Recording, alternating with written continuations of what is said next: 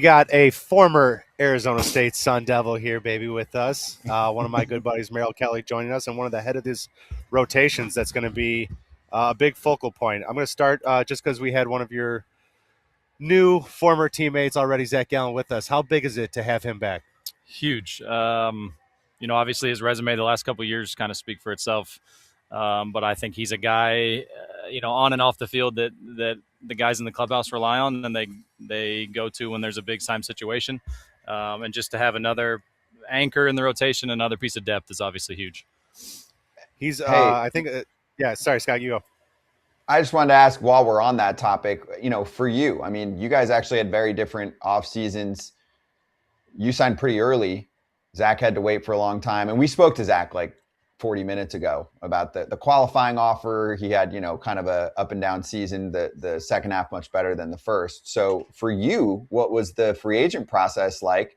It seemed pretty smooth. Mine was, like you said, probably a lot more fun than his was. I've just watching his from afar, being so close. We play golf, probably once a week in the off season.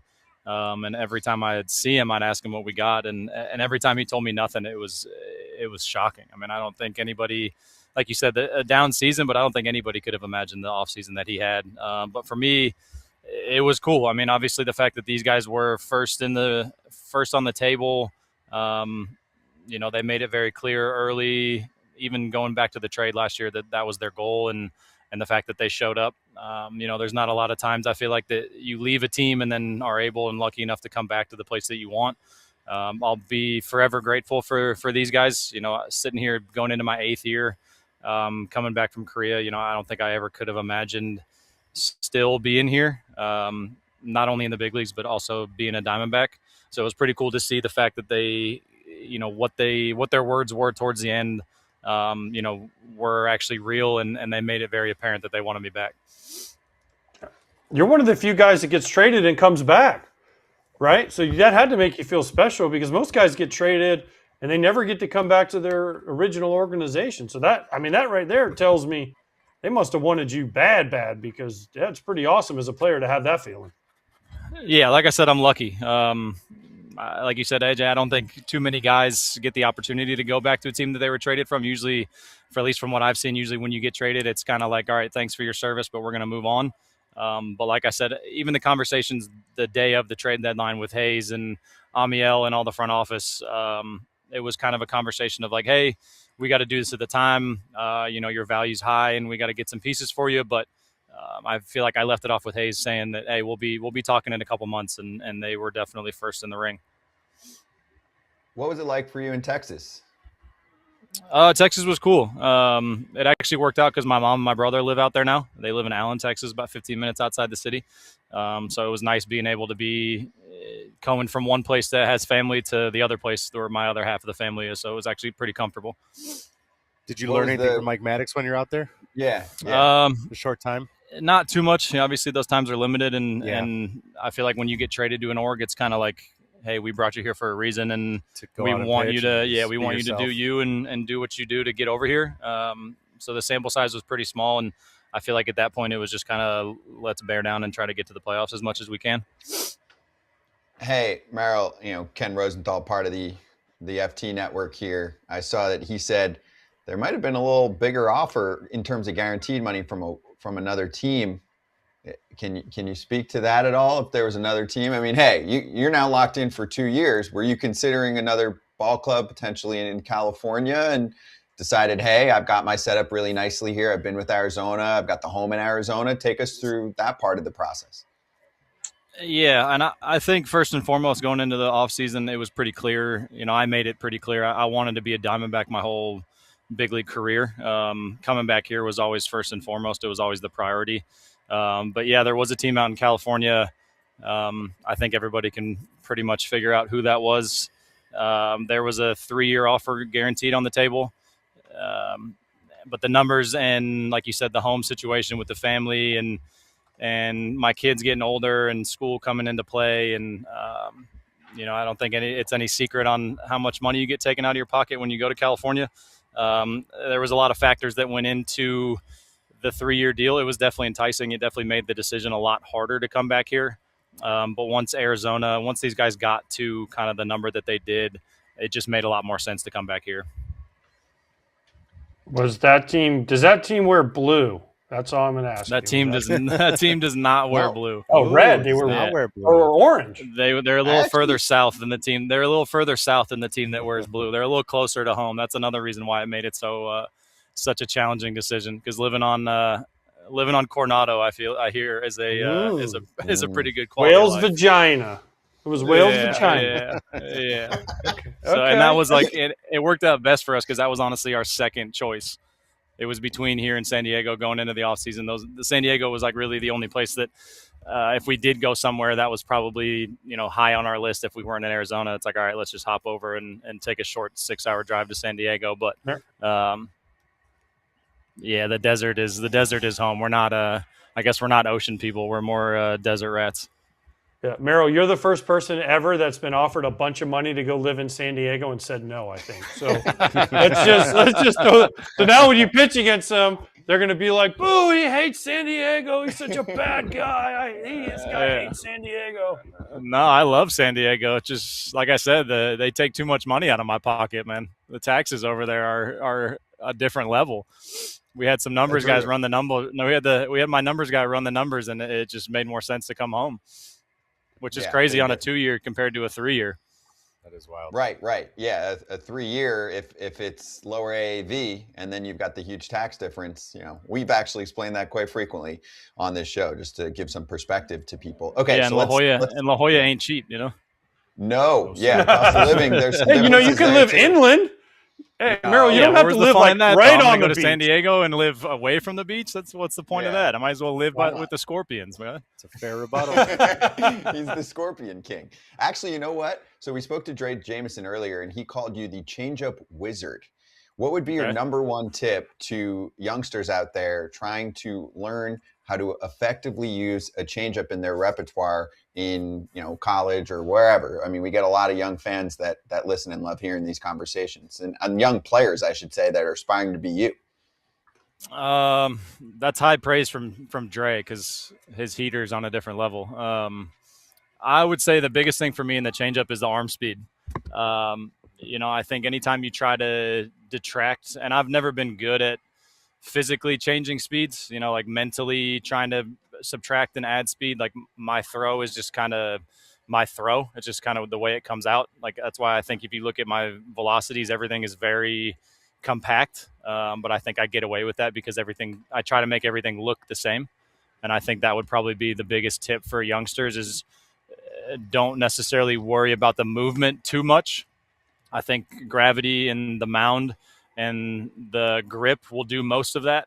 But if I had to give one tip, it would probably just be try to throw it the same as your fastball. I feel like hitters, you guys can probably attest to this. If you saw a guy with good arm speed and it looks the same as a heater, even if it's not moving as much, your timing's still going to be off because the way it presents, the way it comes out of my hand, and the way I let it go is going to make it look more like a heater than anything else. And I think when guys try to slow up and are worried about the speed differential, some guys just got it. I don't understand how guys throw 95-mile-an-hour fastballs and 84-mile-an-hour changeups. It doesn't make sense in my brain. Don't look at me. But that's probably be my one tip is try to throw everything the same, because I think for the changeup, the biggest thing is the eye test. And when you try to start manipulating the ball and you try to start making it slower because you're worried about seeing it move, I think is when A, the hitters can pick up on it a lot quicker, and B, the movement starts a lot earlier out of the hand, which makes it easier to pick up as well. See, when you said you're not good at just creating the velocity change with your arm, that just means all I heard is I can repeat my arm slot. That's my throw every single time. For staying on the changeup topic, what would you say is more important for a young guy throwing? Worrying about the velocity change from the fastball or the movement on the pitch? How would you rank the two of importance? I mean, obviously movement is huge, right? Everybody's chasing the TrackMan numbers on the separation. For me, I would go a different direction and almost say location. Great. Love it. For me, that's kind of how I've always gotten by. I think that's the reason why I'm still able to do what I do at 37. I think execution over everything. Love it. if the speed change isn't there, let's say, and the movement isn't there, but I can put it exactly where I want it to, usually the outcome's going to be all right. Sometimes, and by that, it's like we can pick up the pitch maybe, and it's like, oh, I think it's a changeup. But if you put it right where it's like, do I want to swing? Do I not? Yeah. Do I have to reach out for it? That's where location comes in for everything. Yeah, makes you. I try to force you to make a decision. Yeah, and we hate that. Yeah. Hey, Merrill, how's your back? You're scheduled more than likely to be opening day starter, right? Are you still on track for that, or where are we at? I don't think so. Just with how many days I've been down, I just think I've pushed things back too far. We've had a couple conversations, but I would guess that that's probably off the table at this point. Even if I woke up tomorrow and miraculously felt 100% and just could start ripping balls off the mound, I think the fact that I've missed my second live bullpen and I'm supposed to – my first game was slotted for tomorrow. Unfortunately, I think opening day is off the table, but we at least have a direction now. I'm going to get some treatment today and see if that works. I've been told we've talked to a couple guys. We've talked to Meister, Dr. Meister out in Dallas. He's kind of the go-to guy for things right now, and we seem to have a pretty good direction. So we're going to try something today, and hopefully that works. But I think, unfortunately, as far as opening day, I think we're kind of pushed too far back at this point. The number one rated ticketing app is SeatGeek, and you can get 10% off on SeatGeek's app by using the code Territory10. So you should use it, AJ. Oh, I'm definitely going to use it for WBC games in Miami because I want to go to the semifinals and the finals. They're going to be sold out. Absolutely. Spring training games for the people out there who want to go to spring training games. Absolutely great idea. Best seats rated 1 through 10. And I recently had to use SeatGeek to buy tickets to a Florida Gators basketball game that was sold out. So I love the code Territory 10% off. And the rating is the best. Yeah, he's talking about each ticket rated on a scale of 1 to 10, so you know you're getting a good deal. So look for the green dots. Green means good, red means bad. And of course, we have a code for you. Like I mentioned, it's Territory10 for 10% off your next set of tickets at SeatGeek. That's 10% off any tickets with promo code TERRITORY10. Make sure you click the link in the description to download the app and have the code automatically added to your account so you can use it later. Thank you to SeatGeek. I think many fans forget that just a few short years ago, the Diamondbacks were in the World Series. What do you think when you see, or hear about so many people complaining that only the big market teams have a shot? And I'm not going to say that Arizona and Phoenix specifically is a small market, but a lot of times we're looking at TV money. The Diamondbacks aren't pouring in TV money right now. They're under the league's contract. We don't have to get into the nitty gritty there. The point is their revenue stream is not off the charts, yet this team a few years ago made the World Series. So when you hear fans say like, oh, it's unfair, like only the same few teams can win, did they forget how good you guys were a few years ago? Yeah, I think it's easy to forget with what the Dodgers have done the last couple of years, right? And they continue to go out and spend money and bring good players in. Obviously, they brought Kyle Tucker in this offseason. As a player, like we love to see that, right? Like we wish more teams would do what they're doing. I think that only breeds good things for the game. But somebody said the other day, there's 15 guys on this roster right now that were in that World Series run on that team. And I think every team has a chance to win, right? If they really want to. And I think that comes along with, if you're not going to spend the huge amount of money. And, I got to hand it to our guys.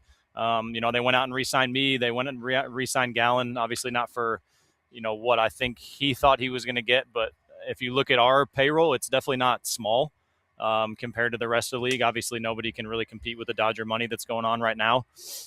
But I think if you look at our roster overall and the team that we were in the World Series, I think on paper we're definitely a better squad top to bottom than we were that year.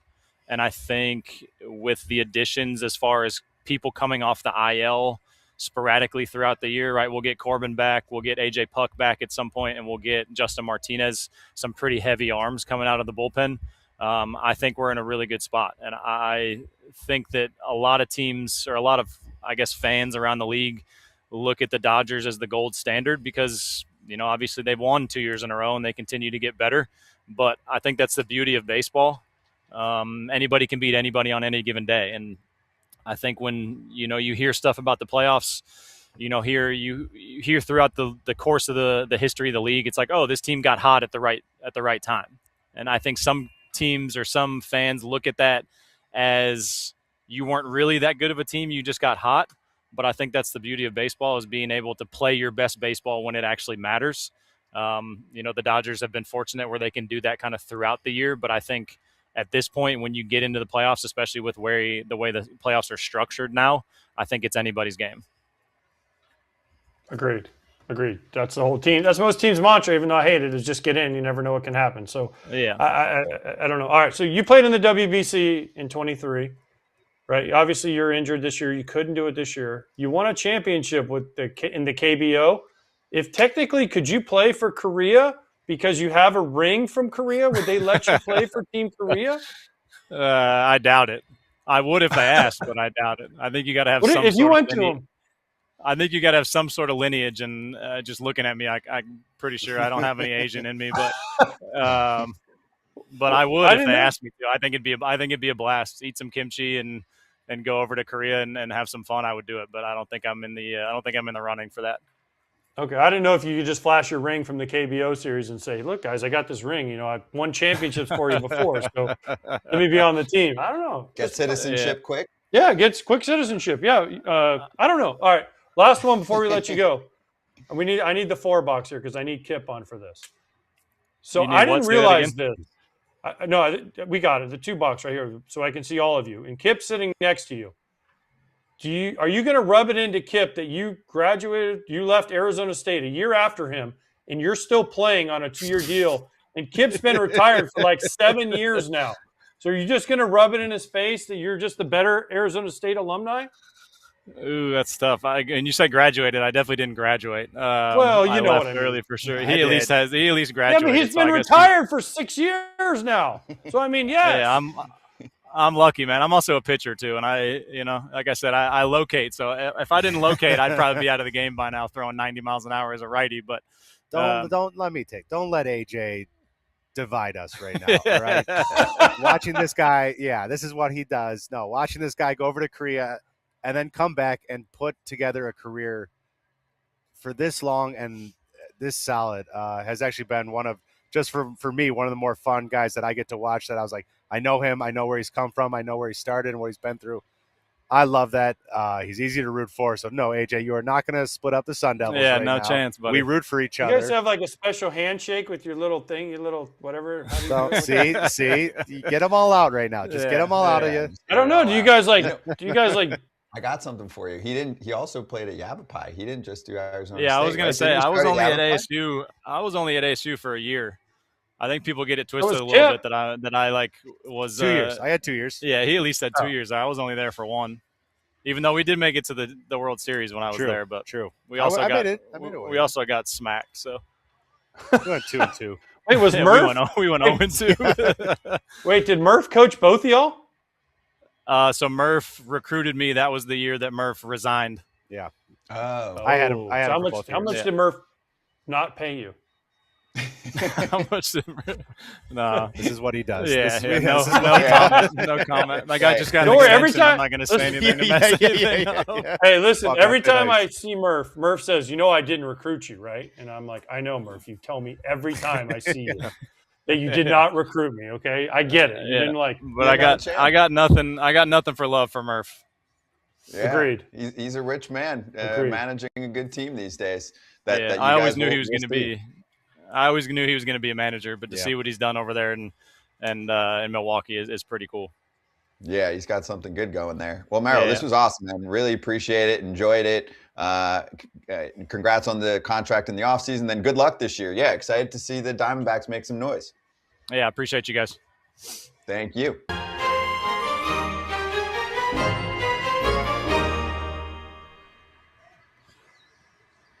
Let's preview the Arizona Diamondbacks for 2026. I'm suddenly feeling this team a little more when you talk to Merrill Kelly, and he's like, this roster looks better than 23. They made it to the World Series in 23, so that's high praise. That's a big. That is a big. The one thing I will point out, I think their bullpen's being looked at as that's going to be a weak spot.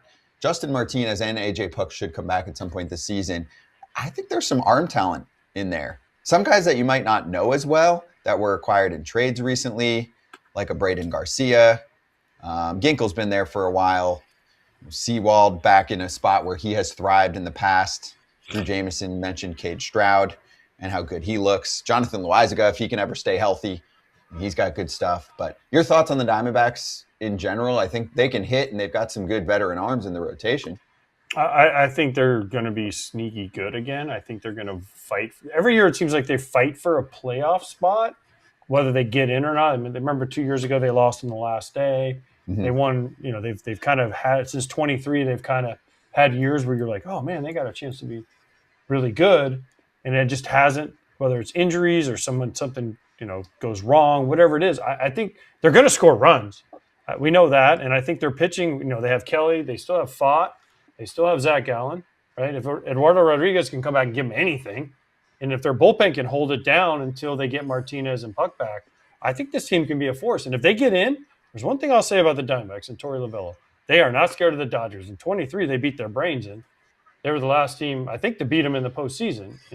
Or was it? Yeah, that was 23. The Diamondbacks beat them, right? Last team, yep. So I think that they have a good team. Is it a great team? No, but there's one thing also about the Diamondbacks I'll say. They're not afraid to go and add if they're in it. And I love that about this team. Yeah, I will give credit, Kip. Ken Kendrick is kind of a gunslinger kind of owner, right? If he feels like it's time, this is the thing we always criticize with some other teams, push chips in. Last year was not that time, and at the trade deadline, they sold parts so that they could load up. And a lot of that actually did some help for them in the pitching prospect department. They really needed help there. So they still need more help there, but they traded Naylor, they traded Suarez, they traded Merrill Kelly. And now I think you've got a team that can do some damage. I agree with AJ. Are they going to win 95 games? Probably not. I mean, probably more in the mid-80s. But if they can sneak in and they've got Kelly and Gallen good to go, and Fott looks like he did, is in the right place because he's been inconsistent, they could make some noise in the playoffs. Well, I think that's all you can ask for as a player is that you have a management and ownership that goes for it when you're in it. I think that's really all we ask for and all we really want is just to make sure they're on the same page with us. And I think it's going to be, like you guys are saying, because of some of the injuries they have, especially early in the year, and especially if Merrill's not ready at the beginning, it's going to be very important how they get out the gate. I think the more that they can get out to a fast start, maybe when teams haven't got their footings yet, get some wins there, get the win column up a little bit, and definitely hang afloat, which will be helped by bringing in veterans like Arenado and Seawald and all these guys, Santana, who have been there for a while, who know how to maybe sneak out some wins and stay afloat. That'll help them because then throughout the year, they're going to get reinforcement after reinforcement of all these guys coming back healthy. So they're going to gain momentum as the year goes on, but it'll be important for them to get out the gate well. Remember, we went over their win total recently. So Fangraphs has them at 81.5. The BetMGM line is 79.5. Over. I'm taking the over. I'm sorry. Yeah. I like the over on that one as well. Yeah.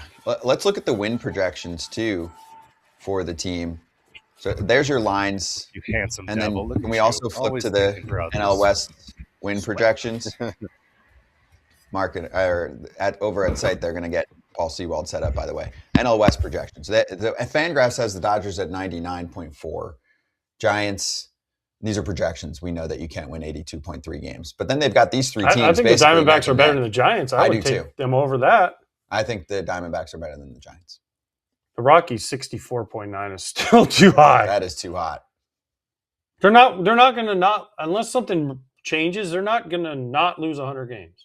Correct. And they have them projected to win 65 games. Less than 100 games. But almost no projections has a team losing 100 games. Projections are very safe. They tend to bunch everything together. Now we use Fangraphs. I mean, we also use Pacoda. Pacoda is also very safe, kind of bunches things together. The league often looks that way too. I will say that, right? Okay, a lot of the league plays the 54% find me a path to where the Rockies can not lose 100 games. If you can find me that path, because I can't. The sport changes from baseball to football, and they're best suited because they have a football executive running. I'm kidding. I like some of the things they're doing, but there's no path. Hey, Paul DePodesta got some shirts the other day, so let's not talk bad about him. I want to talk to Paul. Give him and his kids some shirts. Can we get him on the shirts? I'm very curious to talk to him about what he's got planned there. Anyway, let's table that for now. Thoughts on season preview, let us know if you're catching this after the fact.